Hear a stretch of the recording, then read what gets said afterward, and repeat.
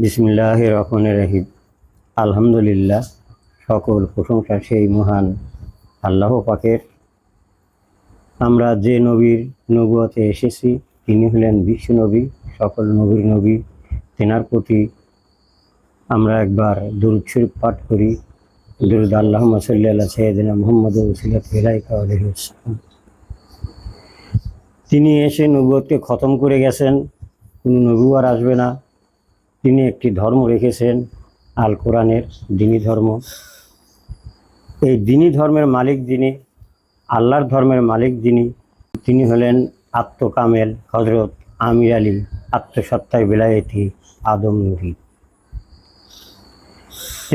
এর বক্তৃতা করার পূর্বে আমি একটি কথা বলবো, সেটি হলো আজকে আমি জাহাঙ্গীরের দোকানে বসে একটি নোটিশ শুনলাম। ঢাকার অনুসারীগণ বসে এই নোটিশটি সমস্ত অনুসারীগণকে দাওয়াত করেছে। এখন সে দাওয়াতটি কোন দিন মঞ্জুর করবে তেনারাই ভালো জানেন। দেখে আমার একটু ভালো লাগলো, কিন্তু ভালো লাগার মধ্যেও আবার অনেকটা কাটাও থাকে। এই নোটিশটি পাঠিয়েছেন অলিউল্লাহ। এই অলিউল্লাহর এই নোটিশটি শুনে খুবই ভালো লাগলো, কিন্তু এর পরিপ্রেক্ষিতে আবার আল্লাহ পাকের ওহী হয়েছিল বিশ্বনবীর উপরে। সে ওহীটি জেনেও একটু খারাপ লাগে। যদি এই নোটিশটি বাস্তবায়ন তিনি করতে পারেন, তাহলে তিনি হয়তো মুর্শিদ পাকের নামের সাথে নাম রাখতে পারবেন। সে ওহীটি হলো, যখন বিশ্বনবী পথ দিয়ে যাচ্ছিল ঠিক তখনই কাফিররা বলছিল যে, হে আল্লাহর নবী, তুমি তো সত্য বলো, সব বলো। তখন নবী একটু আনন্দিত হয়েছিল। যখন আনন্দিত হয়েছে তখন আল্লাহ পাকের ওহী ওনার উপরে নাজিল হয়েছে, হে নবী, তুমি আনন্দিত হইও না, কারণ তাহারা কাফের, তাহারা যে কোনো মুহূর্তে যে কোনো কর্ম করতে পারে। এই ওহীটি, আল্লাহর এই ওহীটি আমার মনে পড়ে গেল বিশ্বনবীর সেই কাহিনী দেখে। কিন্তু আমি সেটা কণ্ঠিত না, হয়তো অনেকটাই বড় মাপের মানুষ। তিনি হয়তো এই আদম নূরের যে দ্বীনি ইসলামের যে সেই দ্বীনি ধর্ম প্রতিষ্ঠিত করার জন্য যে নোটিশটি ছাড়ছেন, হয়তো যদি এনার সবাই মেনে নেয়, নিয়ে যদি সেই পরিপন্থীভাবে, সেই নিশ্চিতভাবে, নিঃশর্তভাবে যদি চালনা করে, তাহলে হয়তো বিশ্ব মানব জাতির কাছে বিস্তার লাভ পাবে। বিস্তার লাভের মালিক তো হলো সেই মহান আল্লাহ পাক। তিনি যদি বিস্তার করেন তাহলে বিস্তার হবে। বিস্তারের সমস্ত কিছু মুর্শিদ পাক রেখে গেছেন ইউটিউবের মাধ্যমে। তেনার বক্তৃতা, তেনার ধর্ম, তেনার দিন, তেনার সময়, সব কিছু পৃথিবীতে তিনি রচনা করে গেছেন। তো যাই হোক, আজকে আমরা যে দিনটিতে উপনীত হয়েছি এটি মুর্শিদ পাকেরই রাখা দিন, পূর্ণ চন্দ্রের দিন। এটা চন্দ্রের পূর্ণতার জন্য এটা পূর্ণ দিবস বলা হয়। আমরা সেই চন্দ্রের পূর্ণ দিনে আমরা মুর্শিদ পাকের জায়গার উপরে তিনারই ধর্মের আলোচনা করছি। এই আলোচনার মধ্যে আমরা যতটুকু যে অনুধাবন করছি, যতটুকু যে অগ্রগতি হয়েছি, সে ততটুকুর উপরই হয়তো আলোচনা করছি। কিন্তু যতটুকু যে করতে পারিনি, এর জন্যে দুঃখিত না করাটাই আমি মনে করি, যাতে তারাও সেই আমলের মধ্য দিয়ে সেখানে পৌঁছতে পারেন, আসতে পারেন। এই যে আখিরাত বলে একটি কথা আছে, আউয়াল বলে একটি কথা আছে, আউয়াল থেকে আখিরাতে প্রত্যেক মানুষকেই নিমজ্জিত করা হয়েছে। এও একটি আখিরাত। বর্তমান ছেড়ে যেখানে যাবে সেটাও একটি আখিরাত।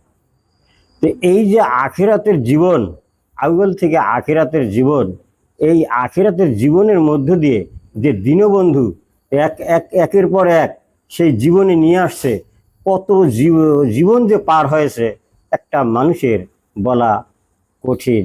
তার কারণ সেই সপ্তম আসমান থেকে পৃথিবী পর্যন্ত, পৃথিবীর যত কিছু আছে সব এর ভিতর দিয়ে তাকে জীবনে আনা হয়েছে। প্রত্যেকটি জীবনের মধ্য দিয়েই তাকে নিয়ে আসা হয়েছে। ঠিক অনুরূপ পৃথিবীর মানুষ যারা আছে তারা সবাই এই জীবনের মধ্য দিয়েই আসছে। এখন আমরা যখন পৃথিবীতে আসছি, হয়তো আমরা এটাই বুঝি যে পিতা মাতার মধ্যে দিয়ে আসছি, পিতার একটা জীবনে ছিলাম, মায়ের একটা জীবনে ছিলাম, তারপরে হয়তো আমরা ভূমিষ্ঠ হয়েছি। এই ভূমিষ্ঠ হওয়ার পরেও বৃদ্ধ পর্যন্ত 4টি জীবন চলে যায়। এই 4টি জীবন একটি শিশুকাল, তখন আমাদের কোনো জ্ঞান কোনো কিছুই থাকে না, কথাও থাকে না, বাক্যও থাকে না, কোনো কিছু থাকে না, শুধু একটু কান্না থাকে, আত্মকান্না করে, অঙ্গা অঙ্গা করে একটু কান্না থাকে। তখন তার কথা বলার কোনো রকম ক্ষমতা থাকে না। যখন সে বালক হয়, এই বালক অবস্থায় আসার পূর্বের থেকেই পিতামাতারা হয়তো ডাকতে থাকে যে আম্মা, আব্বা, খালু, ফুফু এরকম বলতে থাকে। তারপরে যখন শৈশবে আসে তখন তার জ্ঞানের প্রখার ঘটতে থাকে। এ সময় প্রত্যেকটা মানুষেরই হয়তো মহান আল্লাহ পাকের তরফ থেকেই এই যৌবনী জোয়ারটা বয়। আপনারা পৃথিবীর মানুষ অনেকেই জানতে পারেন বা দেখতে পারেন বা বুঝতে পারেন, যাদের যৌবন হয় তাদেরকে দেখতে চিকচিক চিকচিক লাগে, আর যারা বৃদ্ধ থাকে তাদের সেই চিকচিকে স্বভাবটা থাকে না।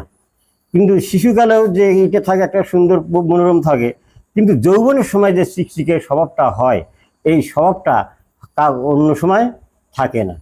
এই যে চিকচিকে স্বভাব, এই নূরের যে অলৌকিক নূরের যে আবির্ভাব প্রত্যেকটা মানুষের উপরে নির্গত হয় বা চলে, এই সময়ই তার শিক্ষার সময়, এই সময়ই তার জ্ঞানের সময়, এই সময়ই তার সেই জীবনে পৌঁছার সময়। এই সময়টাকে, এই চিকচিকে এই নূরটা থাকাকালীন যে তার জীবনে গেল না, সে যে কোনো জীবনে গেল না, সে কখনোই জীবন ধরতে পারে না। আমাদের মুর্শিদ অত্যন্ত মেহেরবানি করে, দয়া করে আমাদেরকে যে জীবনে এনেছে সেটি হলো মানবের জীবন বা আদমের সুরত। সেই সুরতের উপরে আমাদেরকে জীবন আনয়ন করেছেন। আমরা এর পূর্বে যে জীবনে ছিলাম মিশ্রিত জীবন, সমস্ত জীবন দ্বারা আমাদের দেহকে বা আমাদেরকে আঁকড়ে ধরে রাখা হয়েছে। কিন্তু তিনি যে জীবনে এনে দিয়েছেন সেটি একটি মহামারী জীবন। এই জীবনে যে তিনি আত্ম এনে দিয়েছেন, সেই আত্মকে বলিয়ান করেছেন, সেই আত্মকে নূরে নূরান্বিত করেছেন। আমরা সেই নূরে নূরান্বিত হয়ে এই মিশ্রিত জীবনের সমস্ত কিছুকে আলোকিত করে আমরা সেই আখিরাতের জগতে ফিরে যেতে পারি। তিনি এমন ব্যবস্থাই করেছেন। এখন যদি আউয়ালে যাই, কোরআনের ভাষায় বা কোরআনের কথায় যে আসছে, সূরা হয়তো তাহার মধ্যে যে আমি সর্বপ্রথম আদমকে বান্দা করলাম, নির্বাচিত করলাম। আদমকে আমি সর্বপ্রথম বান্দারূপে নির্বাচিত করলাম। তিনি নির্বাচিত বান্দা। পরবর্তীতে যারা আসছে, এখন বিশ্বনবীর সময় যদি আসি, তখন হয়তো অনেকেই বলে যে উম্মতে মুহাম্মদী না হলে আল্লাহর বান্দা হওয়া যায় না। তাহলে নির্বাচিত বান্দা আর হওয়া বান্দা এটা পার্থক্য না। আমাকে বান্দা হতে হবে, আর তিনি প্রকৃতই আল্লাহর তরফ থেকেই বান্দা। তাহলে আমাদের মুর্শিদ যে সেই আল্লাহর তরফ থেকেই তিনি যিনি আসছেন, তিনি পেয়েছেন পুনরাবৃত সেই বান্দার ধর্ম বা সেই বান্দা হতে তিনি যে আমাদেরকে অভিহিত করেছেন, এটা ধ্রুব সত্য। তার কারণ তিনি আদম ধর্ম প্রচালিত করছেন। তিনি আদম ধর্ম পৃথিবীতে স্থায়িত্ব করার জন্য তিনি সমস্ত কিছু রেখে গেছেন। এর মধ্যে হয়তো অনেক বাদ প্রতিবাদ চলে আসতেছে, হিংসা নিন্দা চলে আসতেছে। নিজেরা এটি স্বার্থ সিদ্ধির লোভে বা দুটি পয়সার লোভে, ক্ষমতার লোভে এগুলো করে বেড়ান, কিন্তু মূলত তা হবে না। তার কারণ তিনি একটি হুকুমত রেখেছেন তেনার বড় ছেলের উপরে। সে এই হুকুমতের যে মুখ, তেনার ভিতর দিয়ে এই সৃষ্টি মানব হয়তো আখিরাতের জগতে ফিরে আসবে। এখন আমরা সেটা নিয়ে অনেকটাই বাদ প্রতিবাদ করছি। যাই হোক, আমি সেদিকে যাব না। আমরা যারা এখানে উপস্থিত হয়েছি, আমরা এই আলোচনার মধ্যে অনেক কিছুই হয়তো বলে থাকি, বলতেছি, চলতেছি, যার যেটা ঘাটতি পড়তেছে সে সেটা আহরণ করতেছি। আমরা এভাবেই যাতে সেই পূর্ণিমার দিনে আমরা সবাই একত্রিত হয়ে মহামূল্যবান সময়কে আমরা নিজের মনে করে সবাই আলোচনা করে আমরা সেই সামনের পথে এগিয়ে যাই। আজ হয়তো আমাদের মধ্যে আমাদের প্রাণপ্রিয় মুর্শিদ নাই, তিনি আজ 1 বছরের উপরে হলো চলে গেছেন, কিন্তু যাওয়ার পরপরই হয়তো আমার মনে হয় যে মাজারের সিন্নি বা সেই লুটেরার সিন্নি হয়ে গেছে। তার কারণ এই সিন্নি আমি বিতরণ করব, আর কাউরে বিতরণ করতে দেবো না, তোমরা সবাই আমার নৌকায় আসো, কিন্তু তা কখনোই হবে না। তিনি এখানে রেখে গেছেন। তোমরা যত কথা বলো না কেন, একজন মানুষকে তৈরি করতে হলে কি কি প্রয়োজন তাহা এখানেই আছে। তুমি ওই পৃথিবীর অন্য প্রান্ত থেকে তৈরি করে দেবে তা কখনোই পারবে না। যদি পারতে তাহলে হতো। রবিশঙ্করও কোরআন কম জানে না, এটা জেনে রেখো। ভারতের রবিশঙ্কর যে ভারতবর্ষের ধর্মের উপর পাণ্ডিত্য করে, তিনি কোরআন কম জানেন না। আমাদের মতো মুসলমানদের তিনি গিলে খাবেন, এত কোরআন জানেন, কিন্তু কই একজন কোরআনিক মানুষ তো তিনি তৈরি করতে পারেননি। পারছেন কি? পারেন নাই। কোরআন পড়লেই কোরআনওয়ালা হওয়া যায় না। কোরআনওয়ালা হতে হলে ঠিক কোরআনের যিনি মানুষ, যে কোরআনের উপরে নিজেকে প্রতিষ্ঠিত করছে, তার কাছ থেকেই কোরআন নিতে হবে, কোরআন জানতে হবে। কোরআন এত সস্তা না, আর কোরআন বোঝাটাও বড় খুব কঠিন। এই কোরআন পড়ে কেউ তলদেশে যাবে, কোরআন পড়ে কেউ ঊর্ধ্বগামী হবে, কিন্তু কোরআনওয়ালার কাছ থেকে কোরআন না নিলে কখনোই কোরআনের সত্যতা কেউ জানতে পারবে না। এই কোরআনের সত্যতা যদি জানতে না পারে তাহলে সে কোরআন বলতেও পারে না। এই কোরআনের সত্যতা প্রত্যেকটা পুরুষ মানুষের মধ্যেই রয়ে গেছে। যদি সে মুর্শিদ পাকের হেদায়েত মতো সে তার নিজের ভিতরে ঢুকতে পারে, মুর্শিদ পাক ঢোকার রাস্তাও করে দিয়েছেন। তার কারণ জিকিরের মধ্যে তিনি অবশ্যই বলেছেন প্রত্যেককেই যে তোমরা জিকির করো এখানে লক্ষ্য করে, এখানে দেখো কে জিকির করে, কে কথা বলে, সেখানে ঢুকে যায় তার সঙ্গে কথা বলো, নচেত কোরআনের কোনো কিছুই জানতে পারবে না। যদি তোমরা তোমাদের ভিতরে না ঢুকতে পারো তাহলে উপরঙ্ক অনেক কিছুই দেখা যায়। মেরাজ তত্ত্ব অনেক দেখা যায়, উড়িয়ে চলে যেতেছি বা আমেরিকায় চলে গেলাম, কিন্তু নিজের ভিতরে ঢুকে সেই আমেরিকান দেখো যে আমেরিকান কত সুন্দর, মধুর, কত মনোরম। যদি নিজের ভিতরে না ঢুকে সেই জগৎটি দেখতে পারো তাহলে ওই বাহিরে যে আমেরিকা দেখো, সেই আমেরিকায় যিনি নেন সে কিন্তু সে আমাদের সেই দিনও মুর্শিদ নন। যে বাহিরে দেখাবে নিয়ে যাবে, আগে বাহির দিয়ে দেখাবে, কিন্তু দিনও মুর্শিদের যদি সঙ্গ ধরে, সেই দিনও মুর্শিদের সেই দিনও রবি ধরে যদি চলো, তাহলে তোমাকে নিজের ভিতরে ঢুকতে হবে। যেহেতু মুর্শিদ পাক সবাইকে নিজের ভিতরে ঢোকা বা জানার জন্যই বলেছে। এই নিজের ভিতরেই সমস্ত কিছু রয়ে গেছে। এই নিজের ভিতরেই একটি বোধ রয়ে গেছে, যে বোধটির উপরে আমাদেরকে সবাইকে যেতে হবে। সেই বোধটির ভিতরে যেতে পারলেই কি নিয়ে যাবে? সে বোধটির ভিতরে একমাত্র মুর্শিদ তোমাকে আবরণ করে ধরে নিয়ে সুন্দরভাবে চলে যাবে। এই বোধের সামনে অনেক কিছু পাহারাদার রয়েছে।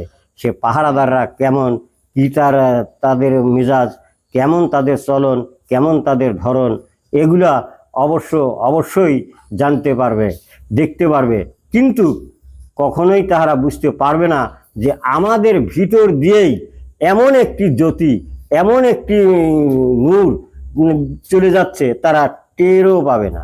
যেমন পৃথিবীতে দেখা যায় কাকের বাসায় কোকিল ডিম পারে, কাক বুঝতেও পারে না, ঠিক অনুরূপ এরকমই মুর্শিদ পাক নিয়ে চলে যাবে, তারা বুঝতেও পারবে না।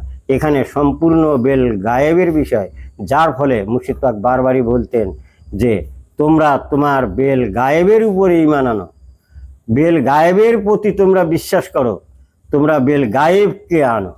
বেল গায়েব না জানতে পারলে কোনো কিছুরই গায়েব জানতে পারবে না, কোনো কিছুর জীবনেও জানতে পারবে না।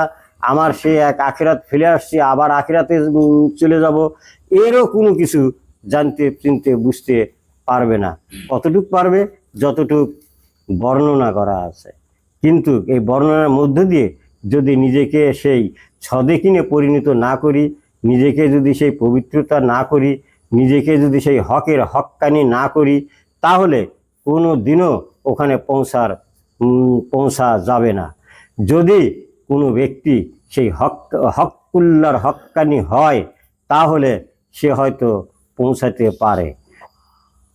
আমাদের মুর্শিদ পাক এমনই সহৃদয় ব্যক্তি, এত নাফরমানি গুনাহ কাজ আমরা করেছি অতীতে, তিনি কেমন মুর্শিদ তিনি, যে সমস্ত কিছু মাফ করে দিয়ে ওই দুধের মতন সাদা পরিষ্কার করে দিলেন।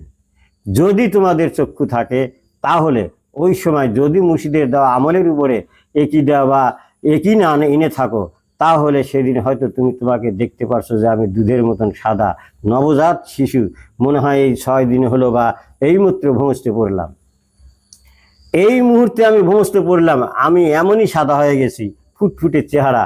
আমাকে আমার মা কত রোধন করছে, কোলে তুলে নিয়ে কত আনন্দ করছে।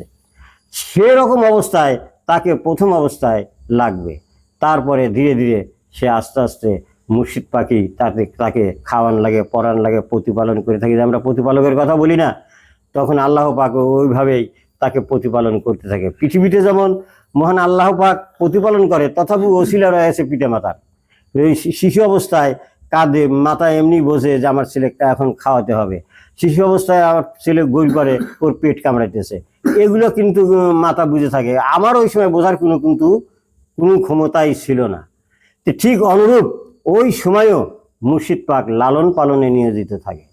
এই লালন পালন অবস্থায় যখন আস্তে আস্তে তার সেই সক্রিয় নিজের অন্তর, নিজের কণ্ঠ, নিজের চলাফেরা সেই একইদার উপরে চলতে থাকে, তখন ধীরে ধীরে ধীরে ধীরে ধীরে বড় হতে থাকে।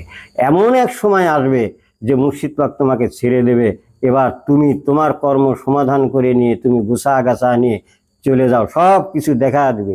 পৃথিবীতে যেমন পিতামাতা সন্তানকে লেখাপড়া করায় যখন বড় করে নিয়ে এসে চাকরি বাকরি দিয়ে দেয়, তখন কি আর পিতামাতা বলে যে বাবা এভাবে চলো? ওই কথা কি আর পিতার কথা কি আর সন্তান শোনে? ঠিক এমনই সময় প্রত্যেকেরই আসবে বা হবে। মুর্শিদ পাক ঠিক প্রতিটি অনুসারীকেই এইখানে পৌঁছার জন্যই তিনি অতিশয় এত বড় মহাতের কাজ করছেন যে দুধের মতন পরিষ্কার করে সাদা করে দিয়েছেন। আমার কোনো পাপ মোচনার নাই। এই যে পাপ মোচন নাই, এর পরিপ্রেক্ষিতে যদি কেহ দুনিয়ার সমস্ত সম্পদ দেয়, তাই মুর্শিদ পাক বলেছেন তোমরা যদি দুনিয়ার সমস্ত সম্পদ দাও তাও ইহা করতে পারবে না, কিন্তু আমি তোমাদের যা করছি আল্লাহ পাকের সেই ভালো, আমি তোমাদের আমার নিঃশর্ত থেকেই তোমাদেরকে আমি এগুলো করে যাচ্ছি। কিন্তু আজ সেই শর্তহীন ভাবে যে তিনি দিয়ে গেছেন, করে গেছেন, একটু আজ কাজ দেখেই আমরা অনেক কিছু বলা শিখছি, অনেক কিছু করা শিখছি।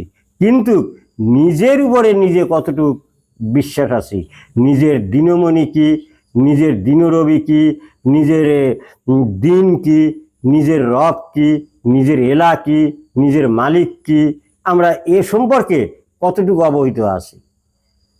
এই যে কথাগুলি বললাম, এ সম্পর্কে আমরা কতটুকু অবহিত আছি? আর এখানকার কর্মকাণ্ড কেই বা করে থাকে? আমার সেই দিন রবিতে যাইতে আমার কতখানি রাস্তা পরিভ্রমণ করা লাগে, কতখানি রাস্তা মারা লাগে, সেই এলাকে জানতে চিনতে আমাকে কতখানি রাস্তায় কোথায় যাইতে হবে, কে নিয়ে যাবে, এমন পরম বন্ধু কে আসে, কে বুঝাবে যে এই তোমার এলা, এই তোমার রব, এই তোমার মালিক, এই তোমার দিন, এই তোমার বোধ, সেই যে বোধটির কথা বলা হয় নফস, সেই নফসে যখন সব কিছু নিয়ে সে ঢুকে পড়ে, নফসে এমনি কথা বলে, আমরা যখন কথা বলতেছি সব কিছু আমাদের ভিতরে আছে, আমরা কথা বলতেছি। ঠিক অনুরূপ এরকমই ওই নফসিওয়ালা যে হয়, সেই আদম নফসের নফসিওয়ালা হয়। এখন এই পথের যে বর্ণনা রয়েছে, এই দুনিয়ার যে বর্ণনা রয়েছে, অবশ্যই সম্পূর্ণ তাকে দুনিয়ার বর্ণনা সে জানতে পারবে, যদিও তার অগোচরে থাকে। মুর্শিদ পাক বলছেন যে হয়তো সব আমি জানি না, কিন্তু তথাপিও যদি কেউ এসে আমার সামনে দাঁড়ায়, আমি বুঝতে পারি যে ভাই তুমি অমুকে এসেছো, তুমি গরু হও, গাছ হও, যাই হও, যখন তুমি আমার সামনে আসো তখনই আমি তোমাকে বলে দেবো যে তুমি অমুকে। যেমনটি আদম আলাইসাল্লাম করেছিল, মহান আল্লাহ পাক আদম আলাইসাল্লামকে দিয়েছিল, যারা আসছে দাঁড়াইছে বলছে ভাই তুমি অমুকে। তোমার আমি তো তোমাকে চিনি জানি, তুমি অমকে, এরকম ভাবে হয়। কিন্তু আমরা এখন কোথায় আছি, কি না আছি, কি জানি কি না জানি, আমরা সমস্ত মতবাদ ভুলে গিয়ে মুর্শিদ পাকের দেওয়া সত্যের জায়গার উপরে আমরা এসে তেনারই গুণগানের উপরে আমরা তেনার কদম মুছি নিয়ে যাতে আখিরাতের জীবন মঙ্গলময় করে তুলতে পারি, এই বলে আমি আমার সংক্ষিপ্ত বক্তব্য এখানেই শেষ করছি। আল্লাহ হাফেজ। জয় হোক আদম।